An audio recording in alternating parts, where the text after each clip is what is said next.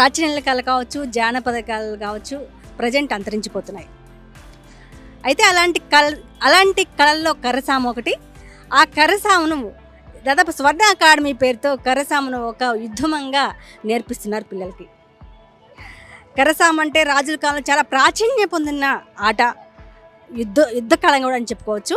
అలాంటి యుద్ధ కళలో మన హైదరాబాద్లోనే ఉప్పల్లో నేర్పిస్తున్నారు. అది స్వర్ణ అకాడమీ వాళ్ళు నేర్పిస్తున్నారు. అసలు కర్రసాము ఎలా ఉంటుందో చూద్దాం, వచ్చేసేయండి.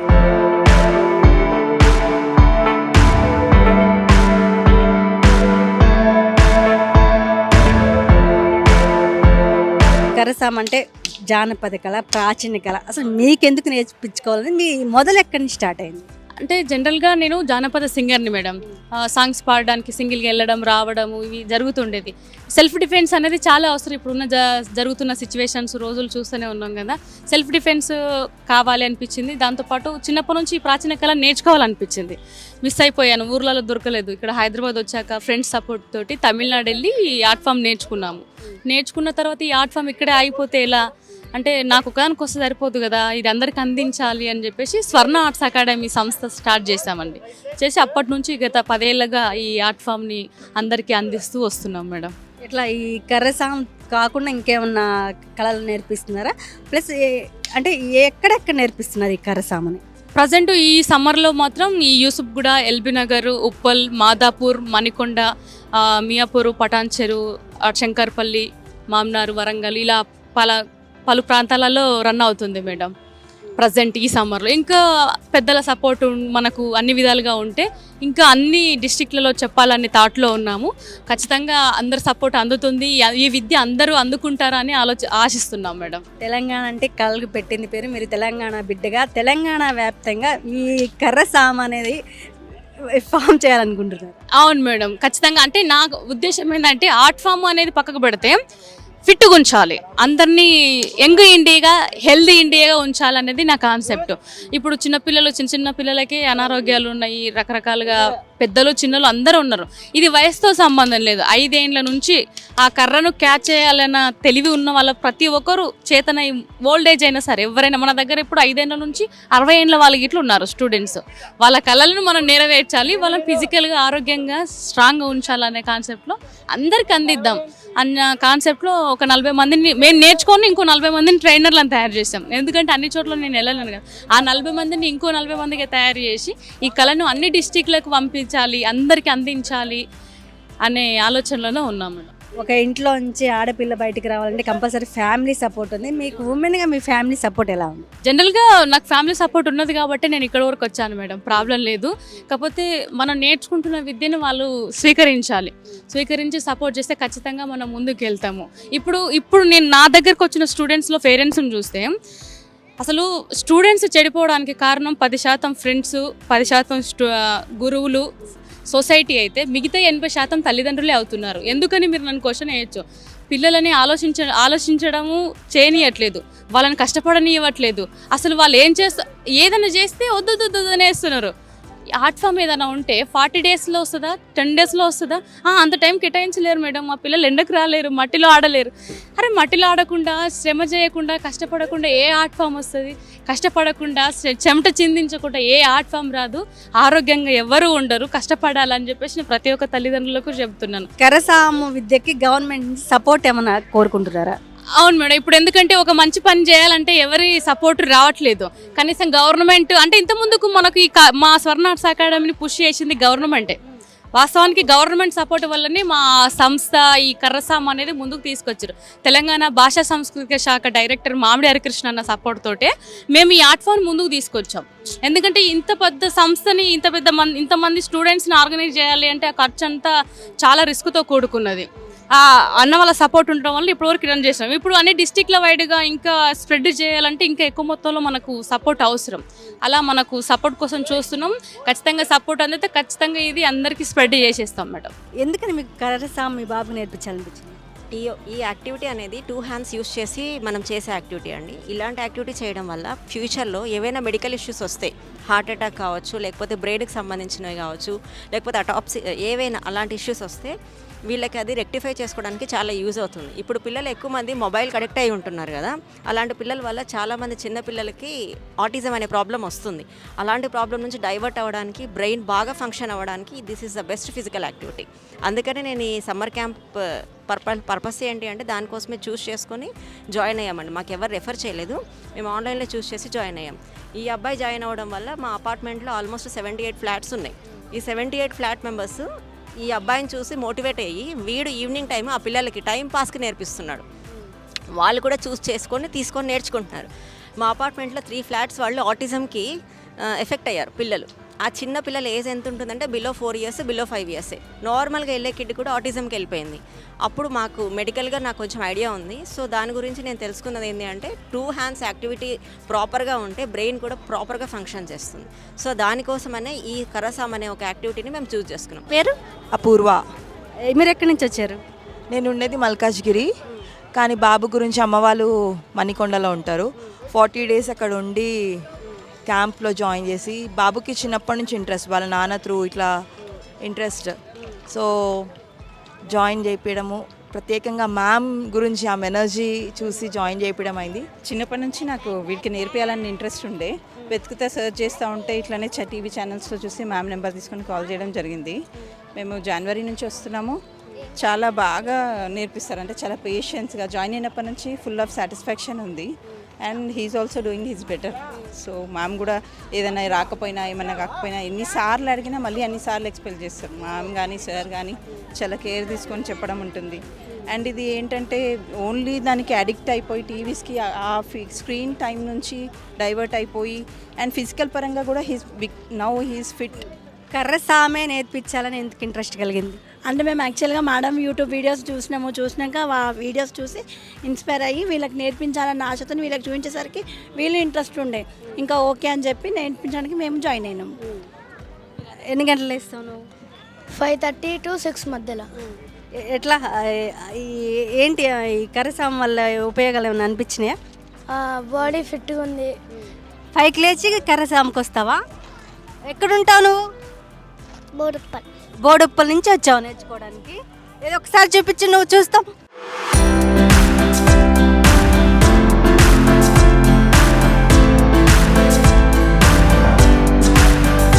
ఏం పేరు? నా పేరు మౌనిక.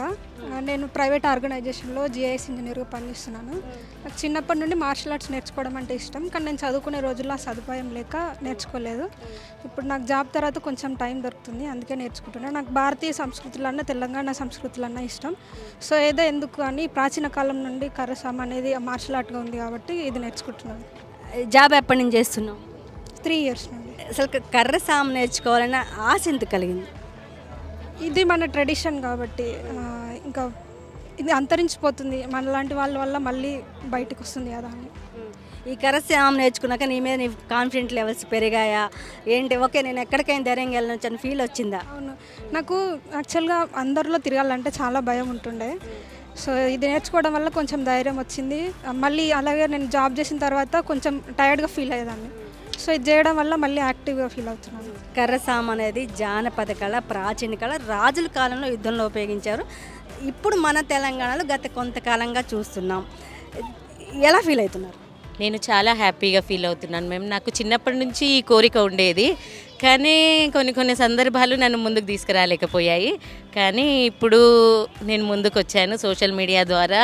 మన స్వర్ణ మేడం, ఆషిక్ సార్ వాళ్ళు చాలా అంటే చాలా బాగా నేర్పిస్తున్నారు. నా ఏజ్కి నేను చెయ్యలేను అనేవి కూడా వాళ్ళు స్టెప్ వైజ్గా కొంచెం చేసి నాకు బేసిక్ 1, బేసిక్ 2 వచ్చేటట్టు చేయించారు. నేను ఇప్పుడు ఎక్కడికి వెళ్ళినా నన్ను చేయమంటే నేను చేసేంత ధైర్యం నాకు ఉంది. వాళ్ళకి నేను చాలా రుణపడి ఉన్నాను. ఇంకొకటి ఏంటంటే వాళ్ళు ఇక్కడే కాకుండా తమిళనాడులో నేర్చుకొని ఆ విద్యను ఇక్కడ మాకు నేర్పిస్తున్నందుకు వాళ్ళకి ఎప్పటికీ మేము కృతజ్ఞతలు తెలుపుకుంటుంటామండి. మనతో పాటు మాస్టర్ కౌశిక్ గారు ఉన్నారు. సార్ ఈ కర్రసాం ఎన్ని సంవత్సరాల నుంచి నేర్పిస్తున్నారు? సార్ అసలు ఈ కర్రసాం నేర్చుకోవడానికి ఎప్పుడు ఎంట్రీ ఇచ్చారు తెలుసుకుని? సార్ నమస్తే సార్. నమస్తే ఎట్లా సార్ మీ కర్రసాం జర్నీ అనేది ఎలా స్టార్ట్ అయింది? మేడం, బేసిక్గా నేనైతే మూవీ ఫీల్డ్లో చేస్తుంటాను, యాక్టర్ని. సో నాకు అన్ని యుద్ధ కళలు వస్తే మంచిగా ఉంటుంది అని చెప్పి నేను ఈ కరసాం నేర్చుకోవడం జరిగింది తమిళనాడులో. అడ్వాన్స్ లెవెల్లోనే నేర్చుకున్నాము. ఒకసారి ఎంటర్ అయ్యాక ఇందులో నేర్చుకోవడానికి ఇంకా చాలా ఉందని చెప్పి మనం అడ్వాన్స్ లెవెల్ వరకు నేర్చుకున్నాము. నేను మేడం గారు ఒకే దగ్గర నేర్చుకున్నాము. దాని తర్వాత ఇది తమిళనాడు ఆర్ట్ ఫామ్ సిలంబం మనం నేర్పించేది. ఇక్కడ కర్రసాం అనే పేరుతో కొంత బేసిక్ లెవెల్లో ఉంది. సో దీని అడ్వాన్స్ లెవెల్లో, ఎందుకంటే ఇది ఒక ఆత్మరక్షణ కళగా ఉంటుంది, అట్ ద సేమ్ టైం ఫిజికల్గా మెంటల్గా కూడా ఇది ఒక మంచి ఎక్సర్సైజ్. ఎందుకంటే మనం 2 చేతులతో చేస్తుంటాము.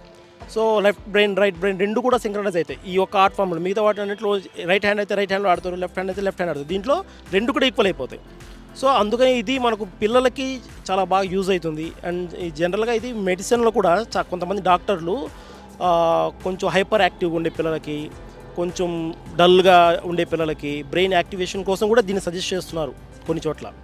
సో అందుకని ఈ ఆర్ట్ ఫామ్ని పిల్లలందరికీ అందించాలి అన్న ఉద్దేశంతోనే మనం ఇక్కడ స్టార్ట్ చేసాము హైదరాబాద్లో. స్వర్ణ ఆర్ట్స్ అకాడమీ పేరుతో, స్వర్ణ మేడం పేరుతో స్టార్ట్ చేసాము.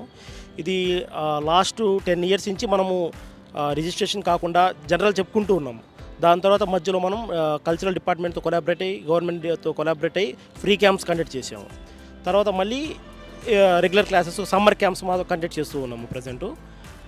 దాదాపు ఇప్పటి వరకు మనకు ఎవ్రీ సమ్మర్లో కూడా ఒక 500-600 స్టూడెంట్స్ అటెండ్ అవుతూనే ఉన్నారు. అలా ఒక 10 years నుంచి చెప్తూనే ఉన్నాము. ఎట్లా సార్ ఈ కరసాములు ఏమైనా లెవెల్స్ ఏమైనా ఉంటాయా? మేడం ఇది సిలంబం, మన సిలంబంలో ఏంటంటే బేసిక్, ఇంటర్మీడియట్, అడ్వాన్స్ 3 levels ఉన్నాయి. దీన్ని మనము ఇంకో లెవెల్ కూడా యాడ్ చేసి ఇంకా ఫారెన్లో వీటిని బాడీ మీద కూడా తిప్పుతారు. ఓన్లీ చేతుల మీద కాకుండా బాడీ మీద, తల మీద, మెడ మీద తిరుగుతూ ఉంటుంది. కర్రని పట్టుకోకుండా బాడీ మీద కర్ర తిరుగుతుంటుంది. దాన్ని కూడా మనం ఇన్వాల్వ్ చేసి 4 levels చేసాము ఇక్కడ. బేసిక్ level 1లో ఇప్పుడు వీళ్ళ పిల్లలంతా level 1 స్టూడెంట్స్ ఇక్కడ ఉన్నవాళ్ళు. level 2లో ఇవే కొంచెం అడ్వాన్స్ అవుతాయి. ఇవి ఏంటంటే మనకు తమిళనాడులో నేషనల్ వైడ్గా కాంపిటీషన్ జరుగుతుంటాయి. సిలబం కాంపిటీషన్ నేషనల్ వైడ్ జరుగుతుంది. తమిళనాడులో దీనికి స్పోర్ట్స్ రిజర్వేషన్ కూడా ఉంది గవర్నమెంట్ జాబ్స్కి. సో అక్కడ కాంపిటీషన్స్కి అంతా level 2 నుంచి స్టార్ట్ అవుతాయి. దెన్ level 3 ఏమవుతుందంటే వెపన్స్ యాడ్ అవుతాయి. దీంట్లో కర్రసామే కాకుండా దీంట్లో మనకు బ్లేడ్స్తో సురులు అనే ఒక వెపన్ ఉంటుంది, జింక కొమ్ములు అది బ్లాకింగ్ సంబంధించిన వెపన్ ఉంటుంది, బల్లెం ఉంటుంది. ఇట్లా ఒక 7 to 8 కైండ్ ఆఫ్ వెపన్స్, నాన్చా కూడా ఇందులో ఇంక్లూడ్ అవుతుంది. వెపన్స్ వస్తుంది. దాన్ని level 3 చేసాము. level 4 ఓన్లీ బాడీ మీద రొటేషన్స్, ఇంకా చేతితో పట్టుకోకుండా బాడీ మీద ఎలా చేస్తారనే దాన్ని ఇంక్లూడ్ చేసాము. కరసాము ఫస్ట్ టైం నేర్చుకోవడం, ఇదివరకు ఫస్ట్ టైం. కర్రసాము నేర్చుకోకముందే ఎలా ఉన్నావు, నేర్చుకున్న తర్వాత డిఫరెన్స్? ఫస్ట్ నా హ్యాండ్స్ లైక్ వీక్ ఉండే, ఇప్పుడు కొంచెం స్ట్రాంగ్గా గ్రిప్ కట్టి ఉంది. ఇంకా ఫిజికల్ కూడా కొంచెం పెరిగింది. నీ పేరు? జెనికా. ఎక్కడి నుంచి వచ్చావు? నాగోల్ నుంచి. నాగోల్ నుంచి వచ్చావు. ఎప్పటి నుంచి నేర్చుకుంటున్నావు? ఈ 40 days నుంచి నేర్చుకుంటా. వచ్చిందా కరసాము? వచ్చింది. మార్నింగ్ లేవడానికి ఇబ్బంది అవుతుందా? నీ పేరు? తన్మయ్. ఎప్పటి నుంచి నేర్చుకుంటున్నావు? Last month. ఎప్పటి నుంచి నేర్పిస్తున్నారమ్మా మీ పాపకి కరసాము? 3 months అయిపోయింది మేడం. ఏంటి ఈ కరసామే నేర్పించాలో ఎందుకు అనిపించింది? ఎందుకు అనిపించింది అని అంటే మా బ్రదర్ RSSలో ఉంటారనమాట. తనని చూసి ఇంట్రెస్ట్ అనిపించింది. వాళ్ళు నేర్చుకుంటామని చెప్పినందుకు వాళ్ళు 1 year నుంచి యూట్యూబ్లో చూసి ఇంట్లోనే ప్రాక్టీస్ చేస్తున్నారు, ఏదో స్టిక్స్ తీసుకొని. దానివల్ల సరే ఎక్కడుంది ఏందని యూట్యూబ్లో సెర్చ్ చేస్తే ఇక్కడ నేర్పిస్తున్నారని చెప్పినందుకు ఇక్కడ జాయిన్ చేశాము 3 months. కరసాము నేర్పించక ముందు పాప ఎలా యాక్టివిటీ ఉండేది, నేర్చుకున్నాక యాక్టివిటీ ఎలా ఉంది? నేర్పించక ముందు అసలు లేజీ, మార్నింగ్ లేపడానికి కూడా చాలాసేపు లేపేదాన్ని. ఇప్పుడు చాలా తొందరగా లేపగానే లేచి వాళ్ళే యాక్టివ్గా ఇప్పుడు మార్నింగ్ ఫ్రెష్ అయిపోయి రెడీ అయిపోయి స్టిక్స్ పట్టుకొని రెడీగా ఉంటున్నారు. ఇప్పుడున్న జనరేషన్ పిల్లలకి ఏం చెప్తారు? ఇప్పుడు పిల్లలు ఫోన్కి అడిక్ట్ అయ్యారు, యాక్టివిటీ ఉండట్లేదు. ఇప్పుడున్న జనరేషన్కి ఏం చెప్తారు? ఇప్పుడున్న జనరేషన్ కంటే ఇది చాలా ముఖ్యం. ఇప్పుడు వాళ్ళని వాళ్ళు కాపాడుకుంటూ పక్కన వాళ్ళని కూడా కాపాడడానికి ఇది ఒక ఆయుధంగా నేర్చుకోవాలని ప్రతి ఒక్కరికి నేను చెప్తున్నాను. ఎక్కడి నుంచి వస్తారు సార్ కరసాము నేర్చుకోవడానికి? మేము ఉప్పల్ నారపల్లి నుంచి వస్తామండి. డైలీ 5:30కి పిల్లల్ని లేపి 6:30 వరకు గ్రౌండ్ చేరుకుంటాము. ఇది నేర్పించడం కూడా చాలా ఇంట్రెస్టింగ్ ఉంది. ఇది నేర్పించినప్పటి నుంచి పిల్లలు కూడా చాలా యాక్టివ్గా ఉంటున్నారు.